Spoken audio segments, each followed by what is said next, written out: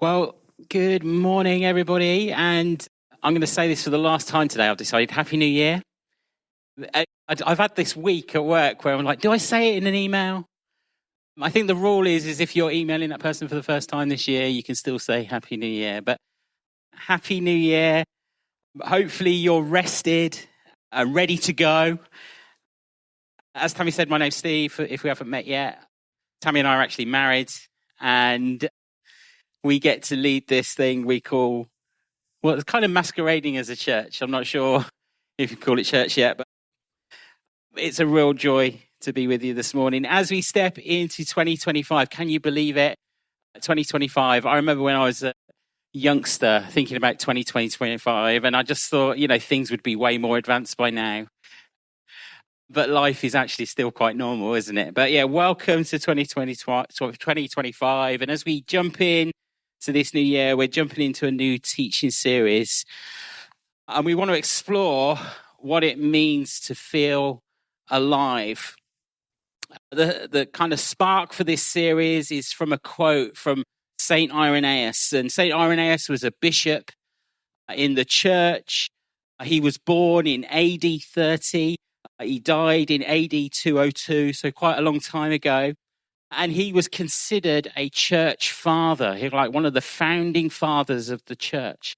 And St. Irenaeus, he famously said these words: "The glory of God is man fully alive." And there's something quite simple and yet quite profound as you think about that quote this morning, that God's glory and our sense of aliveness is somehow connected. John Eldridge, in his book, Waking the Dead, said this in light of this very quote. He said, "Hope abiding arose at the thought that God's intentions towards me might be better than I thought. His happiness and my happiness are tied together. My coming fully alive is what he's committed to." That's the offer of Christianity. Wow, it would make no small difference if we knew that our lives and God's glory were bound together. This would start looking up. It would feel promising. The offer is life. Make no mistake about that. So then, where is that life? Why is it so rare? And so the glory of God is man fully alive. Over the coming weeks, we want to try and explore how we might step into that reality. Because I'm guessing that that's not always our perceived reality. I don't know if you set yourself any New Year's resolutions this year. Anybody had any New Year's resolutions? 2 of you. And I'm guessing by the 12th, you've probably failed anyway. One of my New Year's resolutions was to try and walk 3 miles every day. I have managed it. I've managed it every day. And it's been freezing cold. It's been horrendous.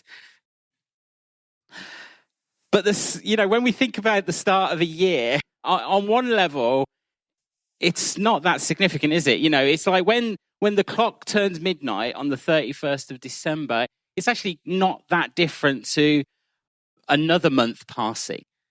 And yet we have this moment, don't we, in our lives every year at the start of a new year, where we recognize it as a significant moment, an opportunity to begin again, to have another go, to kind of like make some investments. When I look back to 2024, it was a fairly strange and intense year. Lots of things that I look back on in 2024 to celebrate. Lots of things that we got to do as a family, we got to do as a church. Lots of blessings to be had. But it was also a year of battles. One moment, we have amazing things happening, exciting things happening, and next there's a battle to be had. Whether that's a breakdown of a relationship, a loss, pain, confusion, adversity. And I'm pretty sure if we were to all look back over the last year, we might have similar experiences. That often life feels, doesn't it, like a series of blessings and battles, where there's moments where life feels hard, where we find ourselves battling in some way. And then there's moments of blessing, when things seem easy, when the things that we set out to do go to plan. And if we just stop and reflect on that for a moment, our experience of these blessings and battles are not so much like a monorail, like where life goes along and we have a season of blessing, and then there's a battle to be had, and then there's a season of blessing, and then there's a battle to be had. Life isn't like a monorail. It doesn't run on a single track, but actually life is more like a train track. Yeah, and actually it's the battles and the blessings, they kind of run side by side, don't they? And so if you imagine your life on a train track, the reality is that we can experience blessing and encouragement and think life's going really well. And yet at the same time, on the opposite track, we can feel challenged and we can have battles to face. And actually, so life isn't this kind of just like going from good to bad and bad to good, but actually often the battles and the blessings go side by side. Rick Warren, who's a fairly famous pastor in Southern California, he gives an example of this when he talks about the huge blessing that came when he published his book, The Purpose-Driven Life. I'm guessing most people in this room would have heard of that book. It's one of the most fastest-selling, most popular Christian books in history. And because he wrote that book, it gave him an enormous sense of influence, wealth, platform. He had lots of things because he wrote that book. And yet at the same time as this kind of tremendous blessing, he also found out that his wife, Kay, was diagnosed with cancer. See, on one track of his life, there was blessing. And on the other side, a massive battle to be had. And if we were just to stop and think for a moment, that is often our lived reality. That life is lived on these two tracks of blessing and battle. And it's in the midst of that we're called to experience life in all its fullness. It's in the midst of that reality that we're called to become fully alive. Jesus in John chapter 10 says this. He says, the thief, meaning the devil or Satan, the thief comes only to steal and kill and destroy. I have come that they may have life and have it to the full. You see, the people of God are meant to be people who experience life to the fullest. Now, the tendency is that we think living life to the full means living a problem-free life, a challenge-free life, a pain-free life. And somehow we've kind of reduced following Jesus to a kind of get out of jail for free card. And we often find ourselves disappointed when, I've surrendered my life to Jesus and I still feel this pain. This still hurts. And the reality is it doesn't take long to realize that simply just surrendering our life to Jesus doesn't mean to say we're going to have a problem-free existence. That we have to live in the reality that we have blessings and battles, blessings and battles, blessings and battles. We have to come to terms with the fact that the life that Jesus offers us isn't found just in the blessings, in the kind of mountaintop experiences. It's also found in the moments of battle, in the moments of pain, in the moments of adversity. It's found in those moments of disappointment, those moments when everything seems to be falling down around us. But let's just be honest. That kind of sucks, doesn't it? That it's not like, the all-time favorite refrigerator thing that we want to stick on the fridge to remember, in this life, I'm going to have trouble. We don't get too excited about that, particularly when we're in the midst of it. When things are going on in our lives, which feels like it's battle all the way. And maybe you're here this morning and you're struggling to see the benefit of the battle. Perhaps it feels like the battle has been just going for too long and it's just held you back. Perhaps it feels like there's just been too much of one side of the track. If you imagine the train of your life, your train is leaning on one side of the track and you've not had enough of the other. Life feels like a battle more than any sense of blessing. Maybe you've prayed a prayer like, God, just bring this to an end. Just bring this pain to an end. I don't want to feel this pain any longer. And yet nothing seems to change.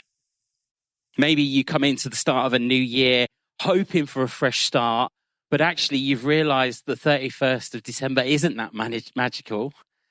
And actually some of the pain and some of the residue of 2024 will still come over with you. Well, if that's you, then I want you to know you're in good company. The Apostle Paul, who, as many of you know, wrote much of the New Testament, he's like the super apostle. And he reminds us of this reality in 2 Corinthians 12. He says this, I was given a thorn in my flesh, a messenger of Satan to torment me. We don't know what that thorn in Paul's flesh was. Some say he had some sort of speech problem. Others say that it was an individual who was bothering him. We don't fully know. But what we do know was he was facing adversity of some kind. And he says this, 3 times I pleaded with the Lord to take it away from me. But he said to me, my grace is sufficient for you. For my power is made perfect in weakness. Therefore, I will boast all the more gladly about my weakness, as that Christ's power may rest on me. You see, one of the paradoxes of the kingdom of God is that resistance and battle is often a sign of abundance. Although God doesn't send the resistance, I don't think God necessarily sends the pain. He doesn't always remove it. God uses resistance and pain and adversity in our life to release abundance into our life at the same time. He uses it to release something more, something greater, something more glorious than any of us could achieve in our own strength or ability. Charles Stanley puts it this way. He says, adversity is not simply a tool. It's God's most effective tool for the advancement of the spiritual life. The circumstances and events that we see as setbacks are oftentimes the very things that launch us into a period of intense spiritual growth. Once we begin to understand this and accept it as a spiritual fact of life, adversity and pain become easier to bear. When we understand this, when we learn to lean into our battles, when we learn to lean into adversity, God says to Paul, I'm not going to remove your trouble. I'm not going to remove that thorn in your life. I'm not going to comfort you. It's like, that feels harsh, Lord. Instead, the Lord says, I'm going to use the battle. I'm going to use that pain to propel your life into an even greater one. I'm going to bring I'm not going to change those circumstances, but I'm going to bring abundance in the midst of those circumstances. I'm not going to get rid of your enemies. I'm not going to strengthen you in the way that you hope, but actually I'm going to use your weakness to multiply your effectiveness. His power is made perfect in weakness. His power is made perfect in our pain. His power is made perfect in adversity and in battle.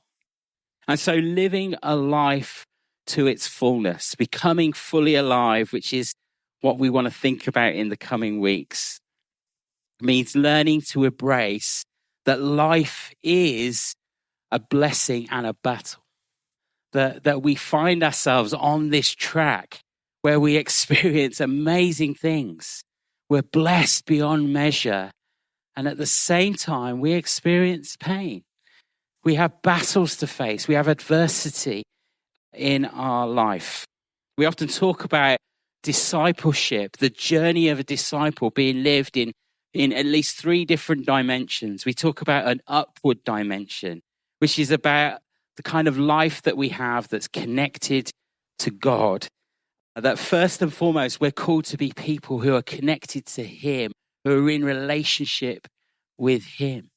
We also talk about an inward dimension to our lives, about being this is the kind of people we're becoming, the kind of character shaping things. And it's kind of the character shaping things in the context of a community like this one, or, taking that extra step and joining a smaller community that meets during the week. But it's that inward dimension to our life which forms us as a disciple. And then lastly, there's an outward dimension to our discipleship. That's about our calling to see God's ministry and mission outworked in the world, to see the kingdom of God come on the earth as it is in heaven. And so in the next few weeks, as we explore what it means to be fully alive, we're going to think about those different dimensions of what it means to be a disciple, to live upwardly, inwardly, and outwardly, and think about how we might invest in the right ways this year. That you and I become fully alive actually when we take simple steps. When we take simple steps towards God, towards one another, and towards the world around us. And as a result, we want 2025 to be... Why can't I say that? It's driving me mad. 2025, we want 2025 to be a year when we as a church family and as people begin to figure out what it means to be fully alive. How many of us got to the end of 2024 and thought, I just got by. But we want to feel fully alive. We want to thrive in the midst of blessing and battle. So where might we begin? Well, if we're going to live lives that thrive and not just in the blessing, but also in the battles, I believe we need to figure out what the correct resources are. What resources are we going to turn to in these moments? One of the big failures that we have as people is that in the moment of pain and suffering, we can find ourselves drawing from the wrong resources, expecting to find life that actually only Jesus can give. We can turn to shallow and meaningless things. Like, I got a new iPhone 16, and I got it like within a couple of weeks of it coming out. I was really proud of myself. I am so bored of this phone now. And actually all the new features I never use. But we can turn to those sorts of things, can't we? It's like meaningless things that we think are important, but actually they don't deliver. We can put our hope in people and relationships, only to discover that people let us down. They don't always meet the mark. We can turn to things that help us to medicate ourselves. Maybe we can turn to drugs or alcohol or food, temporary fixes that numb our sense of pain and make us feel alive for a fleeting moment, only for us to come crashing down again. In the book of Jeremiah, the prophet declares these words from God that say this: "My people have committed two sins. They have forsaken me, the spring of living water, and have dug their own cisterns, broken cisterns that cannot hold water." You see, one of the ways we can thrive in the midst of pain, in our moments of trouble and adversity, is to learn not to rely on our resources that are often broken and empty, resources that often never deliver quite what we thought. And instead, we need to learn to turn to God and his resources, the resources of heaven, resources that bring life and fullness, that cause us to come alive again. One of the ways that we can think about this is to use the kind of imagery of like a car dashboard. If you're familiar with a car dashboard, you will know they come with all kinds of gauges and lights on them. And, for example, if your fuel gauge is low, if you're running on empty, the needle of your gauge is in the empty spot in the red. And if you're like me, you can't be bothered to go to the petrol station, you kind of leave it a little bit longer until the light comes on. And what that light is telling you is like, you better fill up, because this car is not going to move anymore unless you do. You better find the resources that you need if this car is going to function correctly. And so using that kind of imagery, we can measure the fullness of our life by learning to read the gauges on the dashboard of our lives. And as we learn to read those gauges, we then get to apply the right resources to kind of fill our tanks, as it were. But one problem we have, and this is a particular problem for Christians, have we got any Christians in the room this morning? One problem we have as Christians is that when we talk about paying attention to various aspects of our lives, when we talk about the warning lights and the gauges on our dashboard, most Christians will default to the spiritual gauge, the kind of spiritual gauge in their life, because often we see that as the most important thing. And so as Christians, we're often guilty of separating and compartmentalizing our lives from what we call the spiritual and the material. And so when we think about this theme of being fully alive, I can guarantee some of you have already thought about it this morning. You've thought about the spiritual aspects of your life. How can I be more alive spiritually in 2025? I said it. How can I fill my spiritual tank? And so you go away from a talk like this morning, you think, I've got to get better at my devotional life. And I need to pray more. And, I need to create opportunities in my life to connect with God in deeper ways. I need to try not to sin as much as I do most weeks. And I need to experience more of God's presence and feel God's presence near to me. And I'm not saying they're bad things by any stretch of the imagination, but we kind of default and we think that's the gauge that I've got to focus on. And so we focus on the spiritual gauge, and we kind of get that thinking from our Greek ancestors. The Greeks were really good at separating different aspects of their lives. They separated the sacred from the secular. But the problem is, when we only address the spiritual gauge, we're never going to experience the fullness of life we desire. We're never going to have all the resources needed to be a person who's fully alive. There are other lights and gauges on the dashboard of your life that you need to pay attention to. There's the warning light of your body, what you might call the physical gauge, or the warning light of your well-being or relationships, what you might call the emotional gauge. Just because you have a great devotional life doesn't mean that your emotions are, or your body is not saying warning, danger, maintenance needed. And eventually, if we neglect one of those other warning signals or those gauges, it will lead to disaster for the whole of life, the whole of who we are, including the spiritual.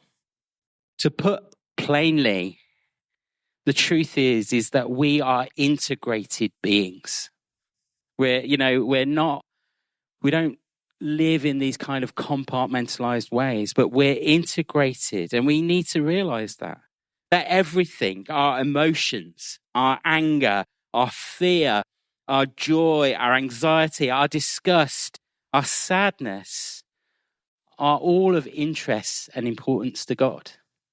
Likewise, so too is our blood pressure, our heart rate, our body fat, our tension headaches, our sleep habits, our fitness levels. They're all of interest to God. And so the question we're asking over the coming weeks is, what would it look like for you to become fully alive in every area of your life? And you see, one of the ways that we start, with God's help, is to draw from his resources and begin to pay attention to the warning lights and the gauges on the dashboard of our life. So how's your dashboard looking? How's the spiritual gauge on your dashboard? Is it full, half full? Are you running on empty? You see, the spiritual life must be replenished. One of the ways we replenish is turning up here on a Sunday, being in God's presence with God's people. And we need to have those moments, don't we, in our lives where we're setting aside regular moments to connect ourselves to God. Whether that's reading the scriptures or prayer, whether it's practicing things like silence and solitude. These habits refuel our spiritual tank. And we need to be men and women who can pay attention to the condition of our souls. And so maybe in 2025, you need to consider some new habits this year. So to find some new tools, new resources that help you to connect spiritually in different ways, to connect with God. Maybe you need to be intentional about setting aside time to rest without distraction, taking a Sabbath, putting down technology and using that time to connect with God. So how's your spiritual gauge? Where would you put the needle on your spiritual gauge? How's your physical gauge? Do you know that lack of sleep, poor diet, too much caffeine or sugar, and too little exercise and lack of fresh air will drain you physically? Maybe the best thing for some of us this year is to consider our physical health. How well are we doing physically? Maybe that means shedding a few extra pounds, giving up smoking, curbing alcohol, joining a gym, or simply moving more. Whatever it might be. How's your physical gauge? And how about your emotional gauge? Are you currently living or experiencing emotional pain? Maybe you have some unresolved conflicts in your life. Conflicts with co-workers, family members, or friends. Do you find yourself in a continual place of sadness, depression? Are you filled with fear, easily aggravated, or overly defensive? If you are any of those things, it could be a sign that the gauge on your emotional dial is low. And so maybe you need to consider how to process some of your emotional pain. Maybe you do that with some trusted friends. Or maybe you seek professional help through a counselor or a therapist, whatever it might be. Maybe you need to make a concerted effort to get relationships back on track, address conflict, and forgive those who have offended you. Here's one novel idea. Maybe you need to go and visit your doctor. Maybe you need to visit the GP. I know it's hard to get an appointment, and my wife is now looking at me saying, you need to go to the doctor. But maybe you need to go to a doctor. And maybe you need to figure out what fuels you emotionally. Make a list of those things that fill your emotional tank, whatever it might be. Maybe it's, spending quality time with certain people. Maybe it's, taking the dog for a walk. Maybe it's hanging out with good friends or your family, your spouse. Maybe it's choosing to read something for pleasure, not for a purpose. So, I really found in this last year that everything I read was for a reason. And it's like, suddenly, Lord, I need to read for my own benefit again. I need to read things and get the pleasure of reading and enjoying something like that again. What's on your list of things that refuel you emotionally? You see, to be people who come fully alive this year, we need to be people who take an holistic approach and learn to read the gauges. And we determine that by kind of going to the Lord and saying, Lord, what are the resources that I need? And maybe I'm conscious in a room like this that some of us would typically hear someone like me talk about these sorts of things, and you would be someone who defaults to the spiritual aspect of this. You think, I've got to become a better Christian. That would be your default. And if that is your default, I just want to challenge you that you're more than just that. You're a physical being as well. You're a being that's made up of emotions. And actually, this is the time. I'm not trying to belittle, spirituality in any sense of the word. But what I'm just trying to say is that to have a life that's full means that we need to address every area of our life. Does that make sense? That we need to be more holistic about our well-being, about the things that we are pursuing. And so over the coming weeks, as we go through this teaching series, we're going to look at a number of different themes. We're going to look at the fact that the way we think really shapes the life that we lead. We're going to look at how we do community, how we connect with family. We're going to look at things like work and how we understand work and how we understand commitment in a generation that is so adverse to commitment. And so we're going to go on that journey together in the next 6 or 7 weeks. So why don't we finish now by just standing and we'll quickly pray. Tammy, would you come?